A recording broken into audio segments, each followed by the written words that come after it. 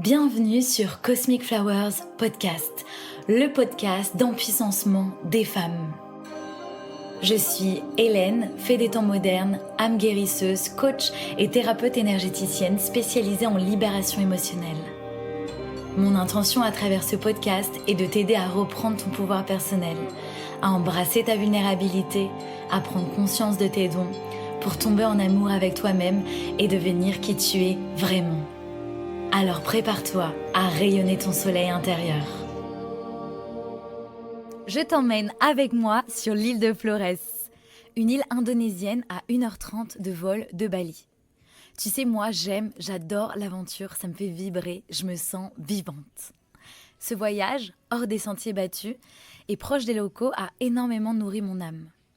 Pour te dire, j'ai même ressenti de la nostalgie, à rentrer sur Bali alors que j'adore cette île. Pour moi, les voyages les plus marquants sont ceux que j'ai faits seule. Chaque expérience est différente, chaque terre a sa propre énergie, mais à tous les coups, j'expérimente 1. Une ouverture de cœur et 2. Une ouverture de ma conscience. Donc c'est parti, je t'emmène avec moi sur l'île de Flores en Indonésie, je te raconte mes moments de joie, mes galères et les surprises de la vie. Mais avant, je souhaite partager avec toi le retour de Sandrine, une femme magnifique que j'accompagne en Theta Healing Coaching. Elle m'a fait un petit message vocal il y a quelques jours et ça m'a beaucoup touchée. Je te fais ce petit voice aussi pour te dire que j'ai rêvé de toi la nuit dernière.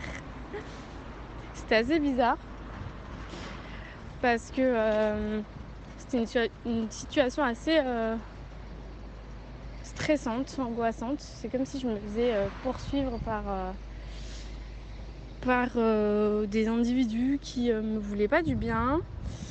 Et en fait, je t'ai croisée et en fait, c'est toi qui m'as montré le chemin pour pouvoir m'évader ou pour pouvoir trouver une issue de secours. Et je trouvais ça trop bien. En fait, quand je me suis réveillée, je me suis sentie rassurée, soutenue. Et j'ai trop fait le parallèle entre ton accompagnement et entre ce que je vis et la situation dans mon rêve, en fait. C'est vraiment ça, tu es en train de m'accompagner sur des sujets où c'est compliqué et j'arrive pas forcément à trouver une issue, entre guillemets. Et en fait, tu es là pour me montrer le chemin, pour m'accompagner. Mais en plus, c'est pas juste me montrer le chemin, c'est aussi y aller avec moi, en fait. Tu y vas, quoi. T'es pas juste là pour me dire fais ci, fais ça, quoi. Et ça, je trouve ça trop bien. Alors, dimanche 9 juin 2024, je pars d'Ubud pour me diriger vers Denpasar, la ville où il y a l'aéroport, à Bali. Donc, c'est le début du voyage. Le voyage commence, même si mon vol n'est que le lendemain matin. Donc, il est 22h30, je prends un taxi-voiture d'Ubud à Denpasar. J'aurais pu prendre un taxi-scooter, mais j'ai envie de me relaxer et de ne pas surveiller la route. Je me sens plus en sécurité à conduire mon propre scooter plutôt que de me faire conduire par un balinais en scoot. Donc je souhaite dormir à l'aéroport car mon vol décolle à 7h du matin le lendemain. Sauf qu'une fois arrivée à l'aéroport de Denpasar, je constate qu'il est fermé. Oups. Je me renseigne un peu autour et j'apprends qu'il n'ouvre qu'à 5h du matin. Donc je dors sur un banc. Donc je suis même pas encore arrivée à Flores que l'aventure commence déjà. Mais j'aime ça.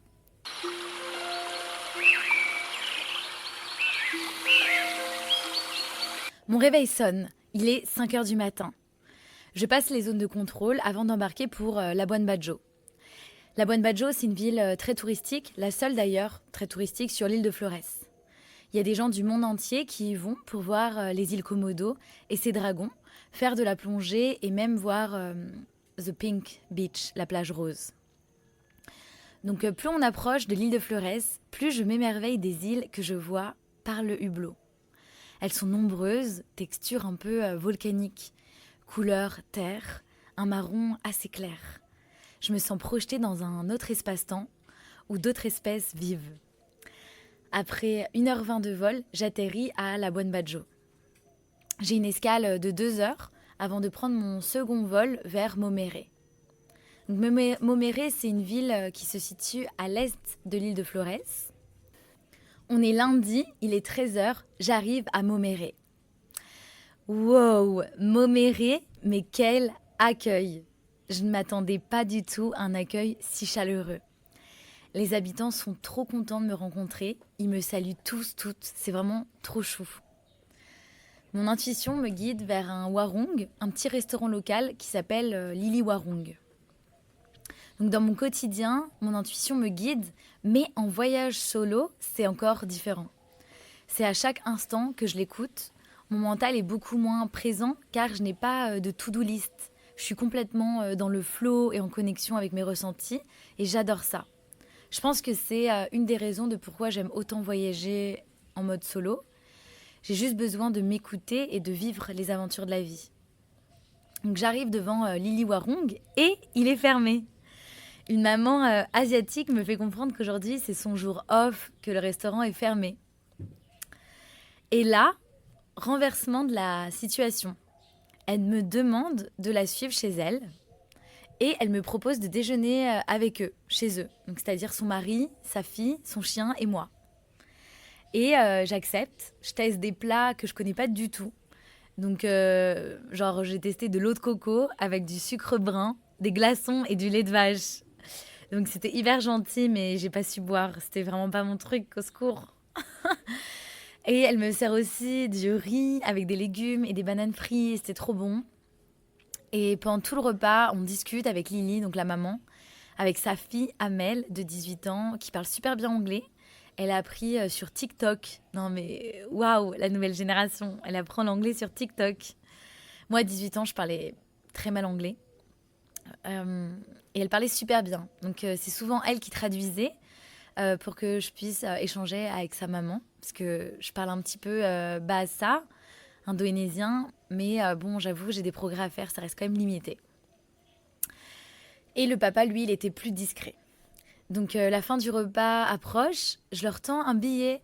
Et ils veulent pas du tout que je les paye. Mais vraiment, alors pas du tout. Et j'ai même la sensation de les avoir un tout petit peu offensés. Donc du coup, j'accepte leur invitation, mais j'ai tout de même envie de les remercier pour cet accueil super chaleureux, si humain, et je me sens vraiment touchée. Et là, j'ai une bonne idée. J'offre à Lili, la maman, donc la maman chinoise, indonésienne, je lui offre la bague que je porte. Et là, je vois dans ses yeux que ça pétille, elle est hyper émue, elle me dit God bless you, sois bénie, sois bénie. Et voilà, elle est trop belle, elle rayonne, elle est touchée. Et en fait, on est toutes touchées. Et en fait, je me souviens que dans mon sac, j'avais des bindis que j'avais achetés en Inde. Et j'en pose un entre les sourcils au niveau du troisième œil. J'en pose un de couleur rose à Amel, la petite fille de 18 ans. Enfin, la petite fille, l'adolescente. J'en pose un à sa maman de couleur verte et moi un blanc. Et on a pris une photo ensemble. Donc si vous me suivez sur Instagram, vous avez dû voir la photo passer. Donc, Momere commence très bien et je me sens vraiment hyper soutenue par l'île de Flores. Il est 15h, je me renseigne pour me rendre vers le village de Moni, un village montagnard. Et il n'y a plus du tout de public bus, de bus public. Il est trop tard. Je parviens à trouver un taxi collectif partagé avec des Indonésiens. Et là, mon Dieu, c'est le début de 3 heures de route que je vais trouver horrible. Mon Dieu. Donc le chauffeur, il conduit super vite. Il y a des virages tous les 50 mètres. Et il y a surtout le vide, en fait, à côté. Donc là, je commence à me sentir nauséeuse. Et depuis toute petite, je suis malade en voiture. Même d'ailleurs, je me suis dit que je devrais me faire une séance de detailing pour libérer ça. Donc ça fait maintenant 1 heure qu'il conduit et j'en peux plus. Et là, boum, le mec, il a failli écraser un chien, tellement il va vite. Et alors là, je commence à être toute pâle, parce que vraiment, tuer un animal sur la route, ça, c'est mon pire cauchemar. Et heureusement, il a donné un coup dans le volant et on a pu esquiver, mais merci, quoi, la voiture, elle a tourné. Je me voyais déjà morte. Du coup, je me sens pas du tout rassurée. Je me dis que je vais peut-être tomber dans le vide avec les Indonésiens, le chauffeur et la voiture. Et là, encore pire, on arrive à un endroit et il n'y a plus de route. Il y a eu une avalanche il y a quelques heures et la route, elle est bloquée. Donc encore une fois, je me dis, mais mon Dieu, la route, elle peut s'effondrer sur nous, tranquille, comme ça. Et là, j'avoue que je remets en question ce voyage. Je me demande, est-ce que j'ai pris la bonne décision ? Ou bien, est-ce que je vais mourir à 31 ans ? Est-ce que je vais revoir mes parents ou pas ? Donc là, je fais une petite parenthèse. À la base, je devais partir avec une amie, Christina. Coucou Christina, si tu écoutes le podcast. Donc c'est une Française d'origine grecque. Je l'ai rencontrée à Bali il y a environ 3 semaines. Et en fait, en 3 minutes top chrono, on s'est adorés. On a kiffé nos énergies mutuelles. On a ressenti beaucoup de confiance, de bienveillance, d'amour. En fait, ça a été une connexion énergétique. On n'a pas eu besoin de parler pour savoir qu'on s'appréciait. Ou bien, on n'avait pas besoin de parler pour savoir qu'on allait devenir amis. On s'est vraiment reconnus. Sauf que Christina, elle a dû rentrer en France en urgence à cause de sa maladie auto-immune. Je pense qu'on fera un épisode de podcast ensemble. Elle est naturopathe et elle a une super belle énergie. Et j'ai envie de te la présenter en fait. Donc du coup, 3 jours avant le départ vers Flores, elle m'annonce qu'elle va rentrer en France car en effet, c'est toujours mieux d'écouter son corps que sa tête. Et son corps lui parle, il lui demande de rentrer à travers tous les symptômes qu'elle a déclenchés à Bali. Donc du coup, en last minute, je décide de prendre un billet d'avion vers Moméré au lieu d'aller vers Labuan Bajo. Et du coup, je change tout l'itinéraire. J'avoue que j'ai pas beaucoup prévu. C'est un mois de mai où j'ai eu énormément de sessions de Theta Healing Coaching. J'avais pas énormément de temps pour prévoir ce voyage. Donc j'ai pas trop regardé et je me suis dit, je ferai dans l'instant présent comment je me sens et tout. Donc je referme la parenthèse. Je reviens à l'avalanche. J'inspire. Et j'ai conscience que j'inspire. Et j'expire. Et j'ai conscience que j'expire. Donc voilà, ça me permet de réguler mon système nerveux. Parce que je vois la grue qui jette les pierres immenses dans le vide afin de dégager la route. Et j'entends boum, boum, boum. Et toutes les petites pierres volcaniques qui tombent aussi avec les pierres géantes. Donc là, je me sens vraiment toute petite. Toute petite. Après 20 minutes, on reprend la route et c'est reparti de plus belle avec la vitesse, la musique à fond, les virages, le vide. Sauf que maintenant, il fait nuit. À 20h, finally, j'arrive dans le village de Moni. Et je suis trop contente d'être saine et sauve. Alléluia. Ouh, c'est bon, mon voyage continue, je suis saine et sauve, tout va bien. Donc je trouve une petite auberge très simple et propre. Je dîne pas car je me sens hyper nauséeuse et je file me laver et je me couche tôt car demain j'ai envie de me lever à l'aube pour aller voir le volcan de Kelimutu. Donc on est mardi 11 juin 2024, je me lève à 5h du matin.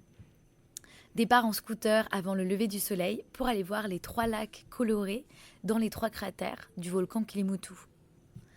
Donc c'est Barita, un Indonésien né à Moni, donc ce petit village montagnard, qui m'y amène. Je suis en vacances, je connais pas les routes. Du coup, et vu ce que j'ai vu la veille, je préfère que qu'un local m'y amène. J'ai pas envie de louer un scooter et de conduire. Et en scoot, cette fois-ci, je me sens bien. J'aime sentir l'air frais sur ma peau, sur mon visage. Et Barita, il a une super chouette énergie. Je me suis sentie en sécurité avec lui et détendue. Ça, c'est hyper important.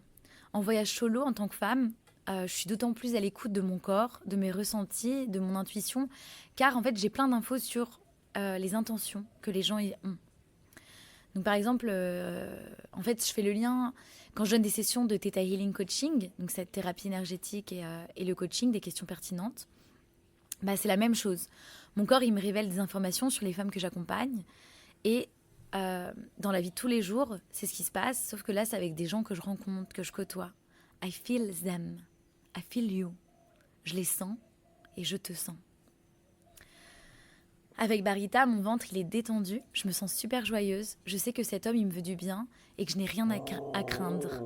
Bon, ça, c'est Ronardo, une petite chienne que j'ai sauvée, qui parle. Oui, on t'entend, ma chérie.